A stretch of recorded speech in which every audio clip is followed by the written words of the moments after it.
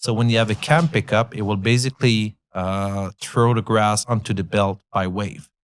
And this is why you'll see on some mergers, if you look at one pickup versus the others, the time will be offset.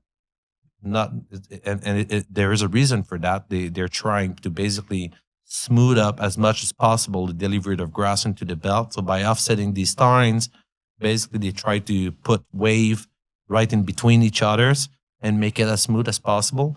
But if you're going for a camless pickup, your feeding through the belt's going to be consistent, much more consistent. Second thing you're going to be looking at, it would be what I call a wind guard. So you want to have like a deflector above the pickup that can self-adjust itself. So if you have a big windrows or really short grass, the purpose of the deflector above the pickup is to basically make sure your grass is going in one pass straight onto the belt and not tumbling in front of it. Because back to the rake, basically. yeah, back to the rake, because if you're not able to pick it up at first without hesitation, it's just going to tumble forward. You're gonna smash that same piece of grass maybe 2 or 3 times before it make its way to the belt. You're gonna shake the leaf out of it. It's gonna fall back to the ground 2 or 3 times. So ash contamination came into play as well.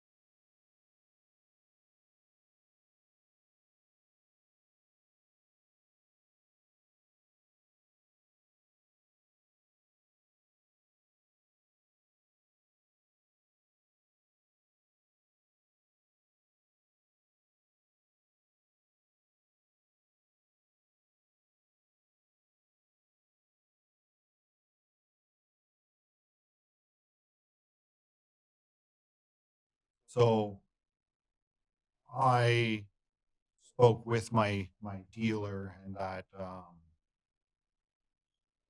do I say this? He said, so I tried out a 10-meter merger, and he told me it was too big because I was splitting a row, and that was causing plugging issues as well. So Yeah. size, does it really matter if I'm splitting a row or anything like that? A merger would work in every environment. But if you're splitting a squat, of course, you're gonna have to be more cautious because you're trying to land the crop from the pickup to the belt. You want that crop to land in the middle of the belt, so the belt has time to pull the crop onto it, right, into it. So splitting a row, it does work, but it's more complicated. It requires more attention from the operators. You're looking behind the monitor all the time, making everything is fine. But it's like when you buy rotary rakes or you buy any other piece of equipment, you have to look at what you already own. So what size is your mower? And so and ideally, you're going to choose a merger that's going to fit the working width of the mower, and it just make the life a lot easier. And then what about like different crops? So say this spring, 6 to 8 acres. Some years 4 or 5 prior year, and it works really well in that condition. But when I get to my fourth cut and it's really light summer, I don't find it picked up Yeah. very well. So when you go into short crop, and I think this is a issue that is shared by most of the merger manufacturers, they are doing a bad job with really short material, and that is again related to the speed of the pickup. So if you have variable speed pickup in a short crop, you're gonna increase your pickup speed because you want to make sure you're gonna sweep up everything, right? So if you have a small piece of grass, the first time the tine's going to touch it, the tine might not make its way all the way up, but at least it's already up. And then when that's the time, the second set of time goes by, and then it will pick it up even further up and then go up. With the long fiber, it's not an issue. As soon as the tine grab it, it just pull it straight onto the belt. But with short grass, you need to increase your pickup speed. So let's say if you're driving 7 miles an hour across the field with a tractor, your pickup, you maybe want it to run at about 11, 12 miles an hour. So you're sweeping all these little pieces off the ground. So that's the first criteria to make sure it's going to work good. The second criteria, which is necessary, mandatory, I will say, it is the deflector, the wind guard above the pickup. If you don't have that, it's going to be really hard to pick up this small, tiny grass. And then even if you're able to pick it up without the deflector, when you're going to reach the headland and it's time to lift the pickup's head off the ground and turn around, you're going to leave that small strip of grass onto the ground. So with a deflector, you won't have that issue. So variable speed deflector is key to have to enjoy your machine. Yeah. In all kinds of conditions. Yeah, and it works in all kind of condition. The deflector, there is some deflector, some company that has a deflector, but it is so heavy and it is hydraulically controlled.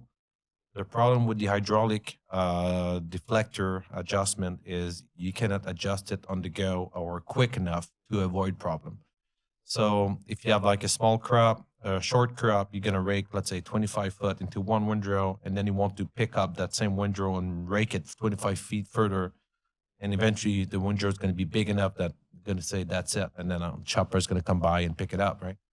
But when you have a hydraulic wind guard, if you have a big lump coming in or trying to pick up a bigger windrows, or during the day you're working with short and thick materials or heavy materials, if you don't adjust your wind guard, you're going to have clogging issue and so on.